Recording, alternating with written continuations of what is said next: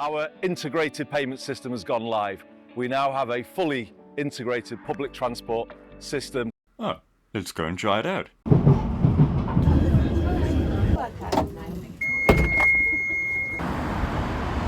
And welcome to Bury.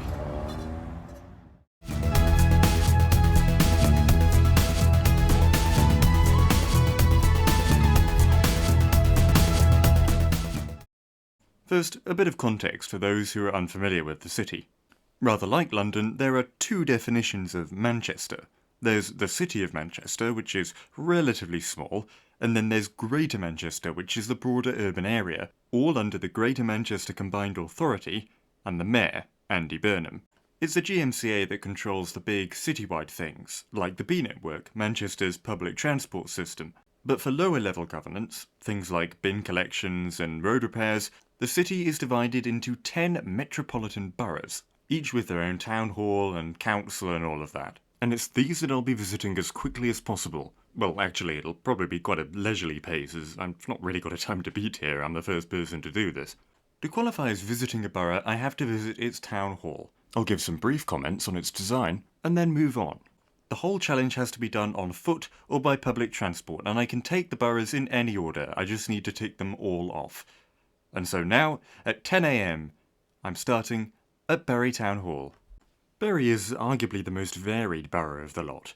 It contains some pretty urban sections, but also a rather picturesque rural scene up in the north, with villages like Somerset and the town of Ramsbottom. As for the town hall, it's quite a grand building that was designed just before the Second World War and finished just after. As a result, it narrowly escaped the brutalist modernism of later years, and I think that's probably a good thing. Still, it's a little hostile and imposing, and I'm afraid not to my tastes. Not a pleasant road in the slightest. There is an underpass, but I mean that's not great either. Before long, I was on one of the snazzy new electric buses heading for Rochdale on the 471. Somewhat inexplicably, despite there being a railway between Bury and Rochdale, no trains actually run along it, so all links have to be made by bus. The 471 snakes its way through various terraced suburbs, punctuated only by brief bursts of countryside. Sure, it's every 12 minutes, but it's not exactly fast. I was enjoying the journey, but upset to see vandalism on such a new bus. I suppose it's somewhat to be expected, though. Rochdale has the second highest crime rate in England. The next stop is Boundary Street. To be honest, I can't say I've noticed. I've been to Rochdale many times and never felt unsafe in the centre. Anyway, the bus was filling up, and before I knew it, we were turning into Rochdale interchange.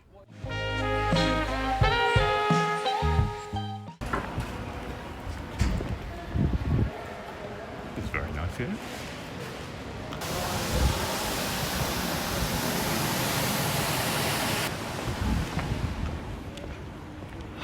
Okay, Rochdale. The tram isn't there. But this is the seat of Rochdale Borough Council. Not in the proper town hall anymore.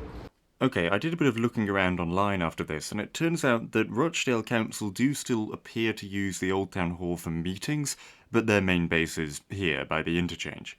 The town hall, by the way, is an incredibly beautiful building and would easily be a 10 out of 10 if it was still the main council offices.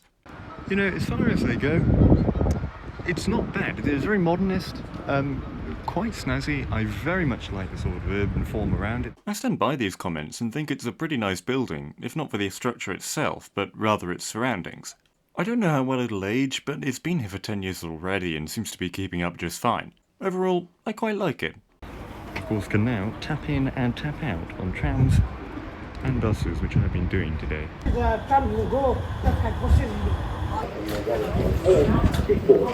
going at the front. Like I say, it is going to be peak at 11 AM, so it's only 5 minutes off its peak. In case you couldn't tell, I got on a tram heading for Oldham. The driver was enthusiastically informing us about the partial solar eclipse that was currently ongoing, but unfortunately a lot of other passengers didn't seem to share my enjoyment of this. It was being mocked, and this really annoyed me. Why make fun of someone who's just taking pride in and enjoying their job? The tramway between Rochdale, Oldham and Manchester is quite interesting. It's a former railway line that was converted in the 2010s, and accordingly you spend quite a while whizzing through the countryside, especially after Shaw and Crompton, where the service frequency doubles to every 6 minutes. We're now approaching Oldham Lumps, where you can change for local buses.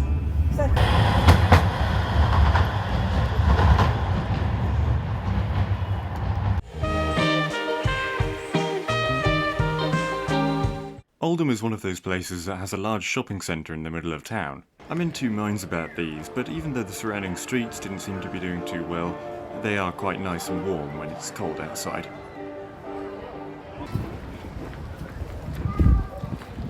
Oldham Town Centre, nice stormwater gardens. Well okay, hold on. Those little bits of greenery are fine, but you know what came before them? Some beautiful floral gardens. What a downgrade. And I think this building here is in some way related to the council. There's the interchange. It's really quite nice. It's in two parts. The other bit's over here. And then this is the civic centre. Okay, that's my bus. I've got to be very quick. And quick I was. The area immediately around the civic centre is actually quite nice. I love the cycle infrastructure and greenery. But as for the building itself, well, this one didn't escape the brutalist architecture of the 50s and 60s. It's impressive and verdant, but not to my taste, and a little bit out of proportion for, well, humans. The bus to Tameside was one of the brand new electric Enviro 400s. They're very cool. Literally, they've actually got air conditioning, which is something we need to be seeing a lot more of in British buses. They certainly look futuristic, and inside they're very modern and spacious. They have these huge wraparound windows that flood light into the cabin, the seats are comfortable, and the build quality is excellent. Look, I was really impressed. Without meaning to get too patriotic, these British-built buses are far better than any of the junk that London's importing. Unfortunately, our departure from Oldham wasn't quite as slick as the bus itself. There was a huge traffic jam on the main route out of the interchange no less, and of course these things are always more complex than they look, but I'm sure you could fit a bus lane in here. Or just ban the cars. I don't think having to go via Oldham Way is too much of a cross to bear. Other than this though, the 409 is actually a very good route. It's direct as can be, runs every 10 minutes and makes good use of bus priority. Just entered Tameside. Tameside is the only borough that isn't named after a town. This is because there's no obvious centre. Who am I kidding? Yes there is, it's Ashton-under-Lyne. No offence to the other towns. Despite its trams and good buses, the approach into Ashton is a little car-centric, to put it mildly. Hopefully this can be improved at some point. And here's the interchange. Really quite nice as far as they go. It's one of the newer ones. BZL. Very snazzy. There is Ashton-under-Lyne railway station. We won't be going there actually, we're going to Guy's Bridge, but that's not for now. No, the current objective was finding Tameside Council, and I was struggling. You see, it's difficult because there appear to be a few possible locations where Tameside Council is located. You'll have to ignore my grammar there. Anyway, the point is, Tameside Council is probably based here in this building. Unfortunately, I find it a bit soulless, and I'm not really sure what it adds to the area. The Old Town Hall, though, which looks to be currently abandoned, is much nicer. Why not move back in? I will say though, at the other end of the council offices, I'm quite a fan of how the old and new architecture is merged together in the library. And there's quite a bit of work going on in the town centre as a whole, so Ashton may well be somewhere to watch. Train departing, looks like a 769. There's the IKEA. Looking for the 219 bus now to Guynebridge station. There's one there, I hope that's not it, because I may have just missed it. Stand City. Oh no, that's not it, is it? Well, there's one here, yeah.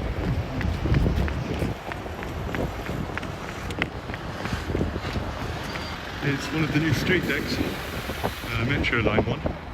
The street deck is a diesel bus, and it's another British-built one. A huge number of buses across Greater Manchester have this body, and these ones are a little Spartan, but it's versatile design, as we'll find out later. The suburbs of Ashton have a very diverse mix of Victorian terraces and low and high-rise post-war housing. It's very interesting, and I can see this area becoming quite iconic if Manchester continues to grow. Trafalgar Square, it's not quite living up to expectations. I have to make a quick general comment here about cycling infrastructure. Greater Manchester has been putting a lot in, and sure, it's not perfect, but it's still really good, and way better than what most other cities are doing.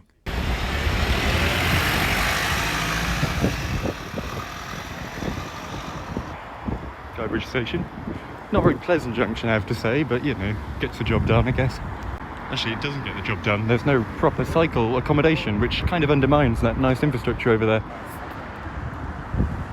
Looking a bit worse for wear, really, Guybridge Station, which is a shame, because it's a rather beautiful building, and there's some nice, I believe, London and North Western tile work, though I could be wrong. Guybridge is pretty famous amongst railway enthusiasts. It used to be quite a big station on the Woodhead line, once the old main line between Manchester and Sheffield, but when the Woodhead closed in the 1980s it was significantly scaled down. It's now more or less unrecognisable from its heyday, but that's not to say that all hope is lost. Guybridge still has a pretty decent service, 4 trains an hour in each direction, and a few years ago a new ticket office opened. But best of all, a dedicated group of volunteers, the Friends of Guybridge Station, have built a beautiful memorial garden and plan to open a museum soon. Anyway, I hopped on the next class 323 to Piccadilly. Welcome aboard this Northern Service 2, Manchester Piccadilly. The next station stop is Ashton. I don't quite know why Northern see the need to deep fry their announcements on these trains, but the class 323s sound very good otherwise. Not that the filming really picked it up.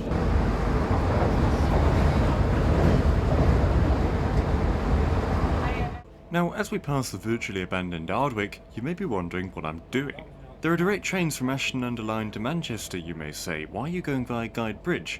Well, the trains from Ashton go to Victoria, which is on the wrong side of the city centre, and whilst there are trams that go to Piccadilly, they take forever. And why am I going to Piccadilly? Because I need to get to Stockport.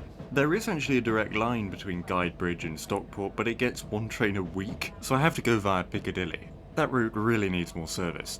Maybe it's something for B Network Rail.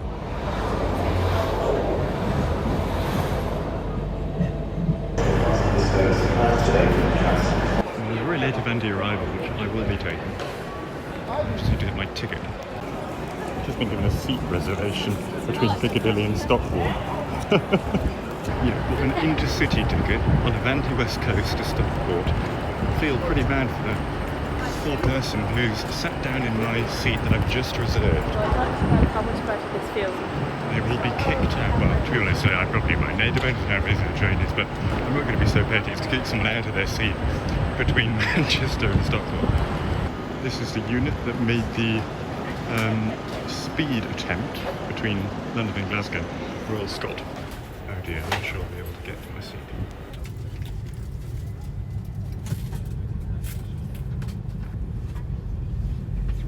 The Pendolinos really are fantastic trains. I'm actually warming to the refurbished interiors. The tall seats give you lots of privacy, and I can't think of any better way to speed atop the Manchester suburbs.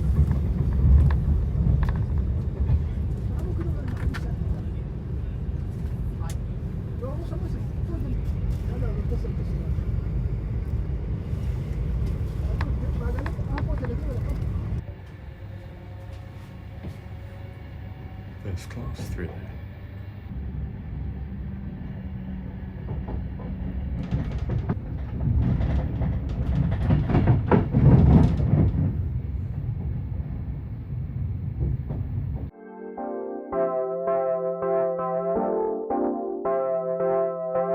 Manchester to Stockport is a comically short journey to make in an intercity train, just 9 minutes, but with 9 fast trains an hour, you might as well.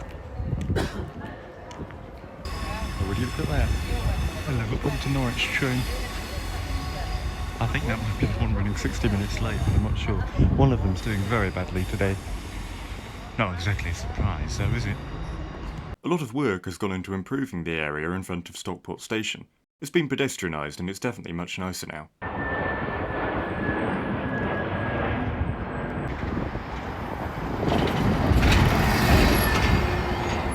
Now this is more like it.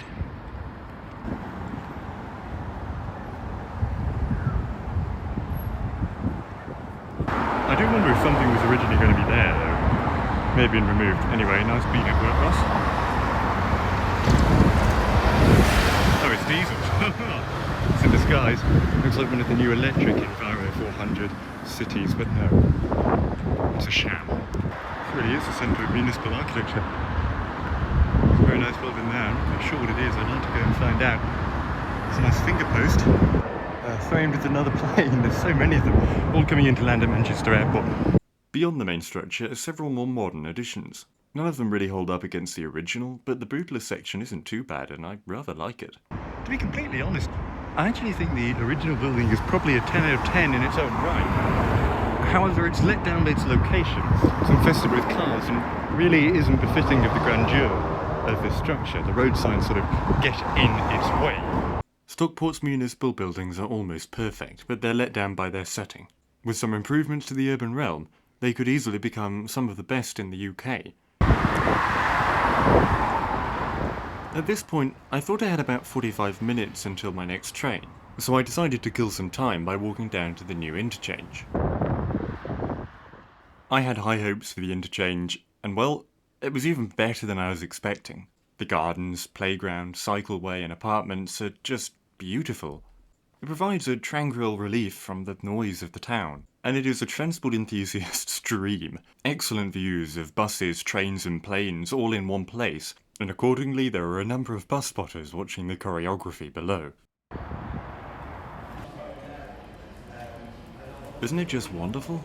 As I was walking up to the station, I couldn't help but wonder what the Victorians would think of Greater Manchester today. Disregarding some unpleasant views they may have held, I think they'd be quite proud. The city is currently in a second golden age of construction, with impressive and beautiful municipal structures shooting up to serve a public good. One thing's for certain though, what's happening now will be remembered for decades to come. Wait. Oh no. Right, so I'd made a pretty big mistake here. I was intending to catch a train to Altrincham, where I'd change for tram to Trafford, but I'd misremembered the times, and arrived at the station 10 minutes after the train left. Given that service between Stockport and Altrincham is inexplicably only hourly, I had to find a new route. Okay, new plan. I'm going to go to Bolton first, then Wigan and then come down.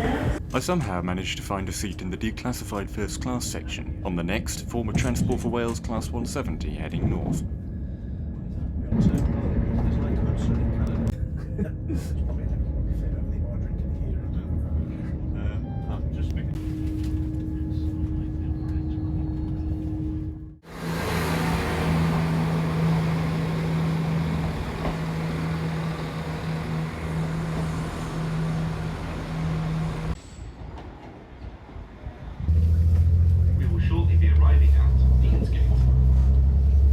There's nothing quite like the Class 195s for simulating the experience of being inside a salt shaker. Not that I mind. There's something really entrancing about the Manchester skyline's mix of abandoned mills and shiny skyscrapers. You could watch it for hours. Welcome aboard this Northern Service to Borough in Furness. Next station stop is Bolton.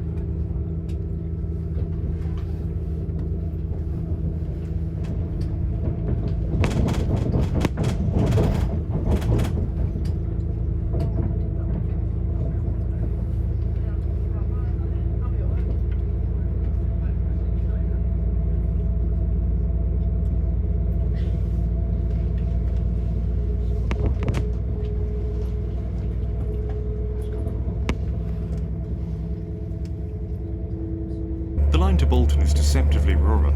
It ploughs through the Clifton Country Park, a slither of nature and hillside villages, sandwiched between the endless urban sprawl. This is Bolton.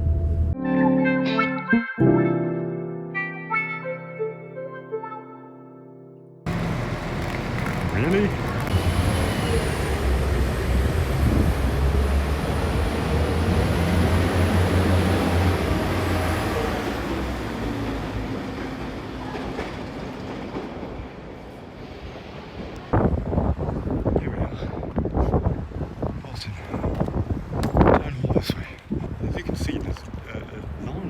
That directly links the railway station with the bus interchange. It's very large, probably one of the largest that we've seen today, if not the largest, and it does the job pretty well.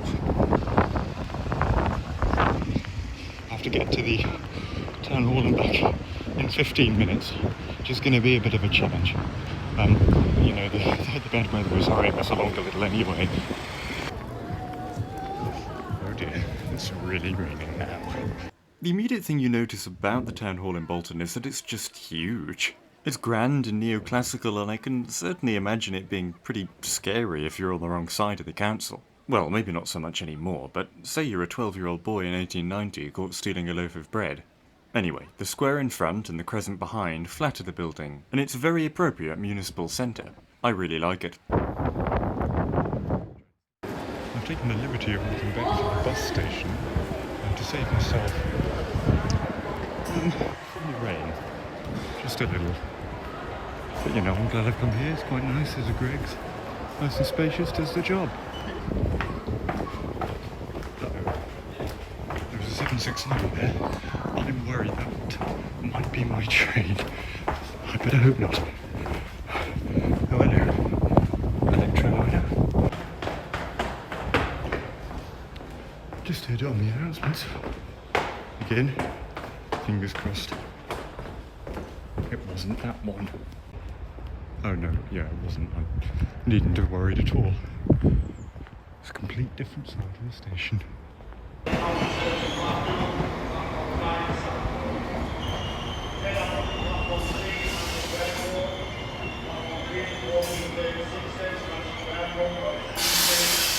Absolutely nobody likes the Class 769s. They're 30-year-old commuter trains that, once London had finished with them, were unceremoniously dumped up in the north with a tiny diesel engine bolted on so they could operate away from the wires. This works just about as well as you'd expect. These hulking monsters are extremely sluggish. They're not all bad though. They have a declassified first-class section, even if it's nothing special. And the Bolton to Wigan line has just been electrified anyway, so they'll finally be able to exceed the average speed of a snail.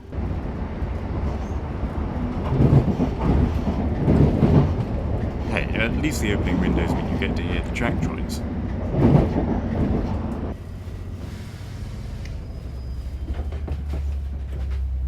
It's hard to believe you're in Greater Manchester way out here. It's decidedly rural. On arrival into Wigan, we skim past the West Coast Main Line and come within viewing distance of Wigan North Western. But unfortunately, these local trains don't get the dignity of stopping there. We take the back entrance, Wigan Wallgate.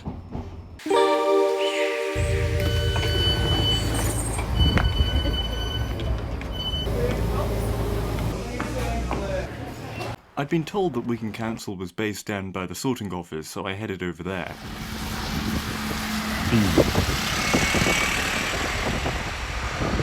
1888, still going strong then. Though it's a bit lopsided, I can't help but feel that they probably wanted to put something here but weren't allowed to, seeing as it's, you know, a road. And here is Wigan Bus Station, another of the new Transport for Greater Manchester / B network style of construction. Very nice. An awful lot of single deckers, not many doubles. It's starting to get very wet and unpleasant. And I mean, what do you expect when you're going to Wigan? Just, where's this blooming council? Union office, right opposite the bus company office. Oh, freight train. I must have been misled. I just can't see it being that. And anyway, that's not what it's showing on the map. I'm going to have to head back into the town centre, though I wish I didn't have to. Maybe down there. If not, I'll just take a look in here. Isn't that lovely? What a beautiful little bus station. Right, let's find the council. Wigan is a very old town. It was founded in 1246, and whilst most of its growth was during the Industrial Revolution, it retains a uniquely historic character. I found Wigan Library soon enough, which has awful opening hours by the way, and from there everything started to fall into place. Wigan Town Hall is ornate, but unassuming. It arguably blends in too well with the buildings around it, but it's still very satisfying to look at. Wigan's back streets are grittily romantic, and I'd love to see things like this old arcade reopen. Feathers McCraw, or rather Feathers McGlum. Can't see much in there. This is of course the setting of Wallace and Gromit. Wigan clearly has a knack for inspiring media. Besides Wallace and Gromit, it also attracted George Orwell in The Road to Wigan Pier, and frankly, you can see why. It is in many ways the archetypal Lancashire town.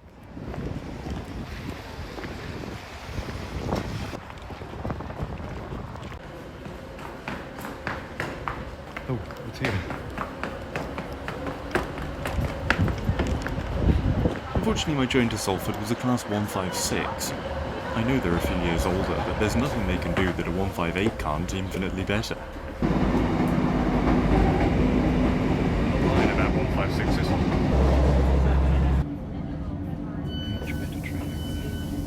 This is Daisy Hill.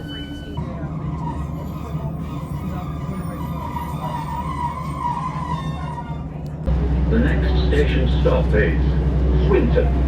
Mind the gap between the train and the platform.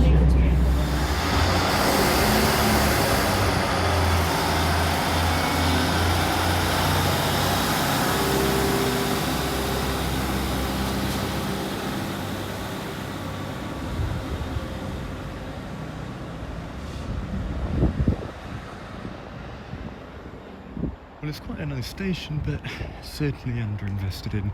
No electrification, signs of old now removed track, and hardly any furniture. Not fantastic. Think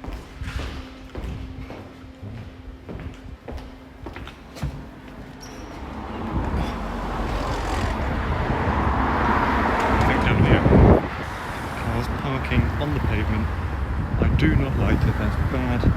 What if you're in a wheelchair? I mean, if you're in a wheelchair, you can probably squeeze through there, but the point still stands, you know, it's a matter of principle. For some reason, Salford Council isn't actually based in Salford, but rather Swinton, a suburb some way out of the city centre. It's always painful to see what was once a thriving high street now flattened in favour of supermarket car parks and dated shopping centres. It's hard to see how anyone thought this was a good idea, but our mid-century infatuation with the United States was pretty strong. At least there's still something left of the old Swinton. The Grand Palais is really quite nice, and anyway, it's the people who make a place. Salford Civic Centre is hidden unglamorously behind a main road. The show is somewhat stolen by the Lancastrian Hall on the other side. It's something of a cult classic amongst brutalism enthusiasts, but it was abandoned 10 years ago and no one really knows what to do with it. Right, back to the Civic Centre. It's a grand 1930s structure that certainly knows its identity, but as I often find with buildings from this era, it's just missing something. It's not exactly human scale. It looks impressive from afar, but when you're actually there in person, it's a bit, well, uninteresting. There are huge open spaces that seem to serve no purpose beyond making it a pain to get anywhere. And whilst it is quite a unique landmark, I'm sorry Salford, I'm not a fan. From here, I had to head into central Manchester. There are direct buses from Swinton, but they take the slow road. And I realised that I could save myself a few minutes if I went down to the East Lancashire Road and caught the V1 or V2. The V routes are what's left of the old Vantage service.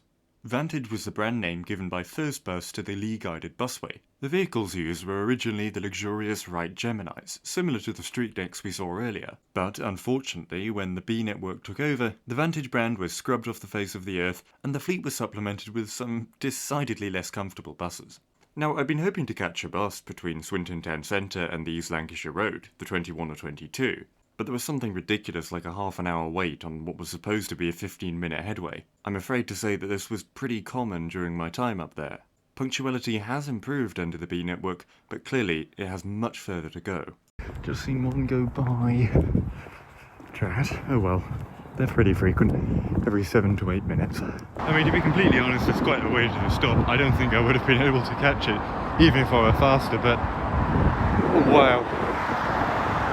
The East Lancashire way. It's not exactly pretty, is it? Unfortunately, I think missing that bus has thrown rather a lot off. That one was running bang on time. The next one seems to be 5, 6, 7, 10 minutes late, which is deeply unfortunate on a 7 to 8 minute service, and as a result, the following V1 is bunching up behind it. I really hope I don't get that one, because that isn't one of the branded Vantage buses. Yep, the V1's come first, but I'm just going to sit and let it go by.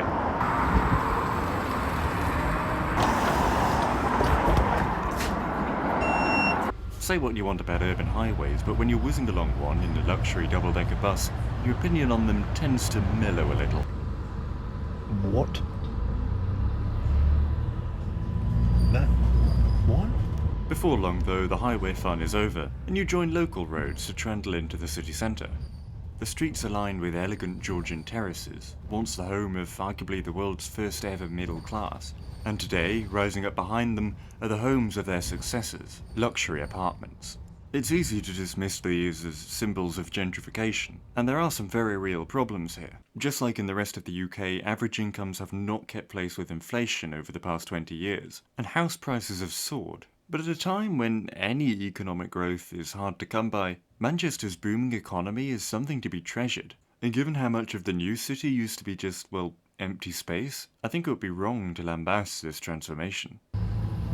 Manchester city centre has a real buzz. It's arguably better than London's, and whilst yes, there are too many cars, I was very sad when this relaxing little journey came to an end. Traffic jams aren't so bad when you're beginning to drop off in a huge leather seat.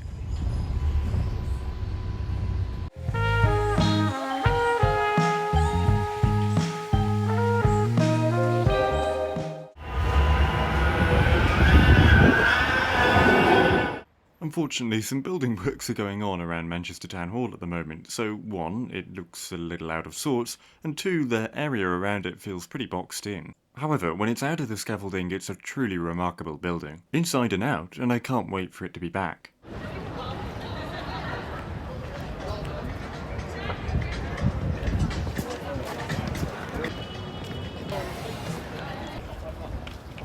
The dramatic architecture of Manchester Central Library leads us into St Peter's Square, home to the busiest tram stop on the network. You can certainly tell the place is covered in people. I hope that one day Birmingham's Centenary Square looks a little like this. 5 minutes until the next tram to Altrincham. Oh dear. It was now only Trafford left to tick off, and unfortunately this day was perhaps not the best one to wait for a tram. Engineering works meant heavy delays, and there simply weren't enough trams to move all the people who were building up. Eventually I got on one though, and it was time to be whisked up into the air on elevated rails.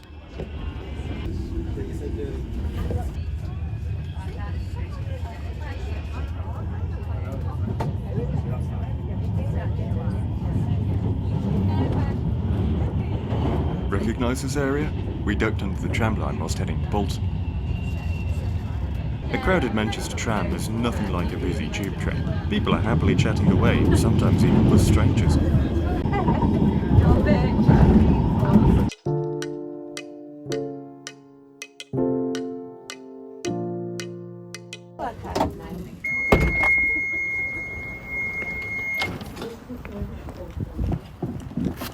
Tram bunching is not something you see very often, and of course, the rear tram was completely silent.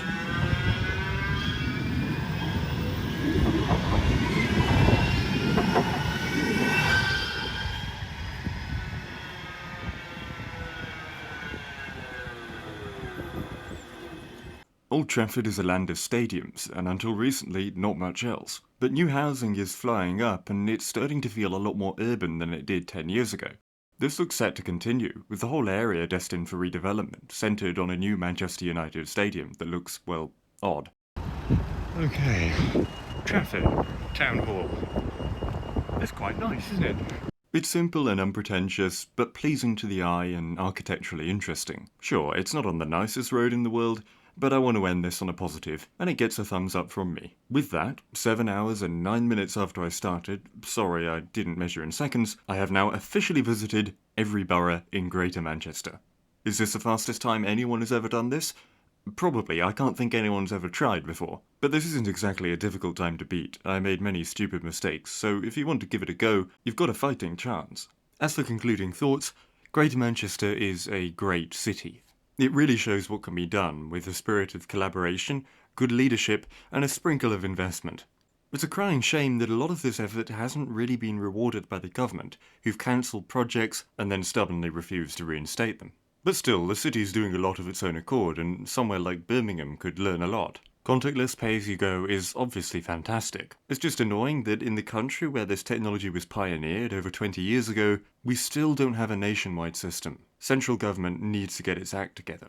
Of course, I'll be happy to see B-Network Rail rolled out with contactless payments made available on trains. But perhaps the biggest priority should be sorting out bus reliability. It was really quite poor and evidently not much changed from when I used to live up there before the pandemic. Bus lanes need to be expanded, reinstated, yes, some have been removed, and well, made good. Far too many end at the very places you want them just before traffic lights or junctions, and this defeats the whole point. A bus is prioritised or not. But I'm coming off a bit harsh. Really, these aren't fundamental issues, and Manchester is getting so much right. In a world where it can feel like everything's getting worse, this city reminds us that change is still very much possible. Thank you for watching, and goodbye.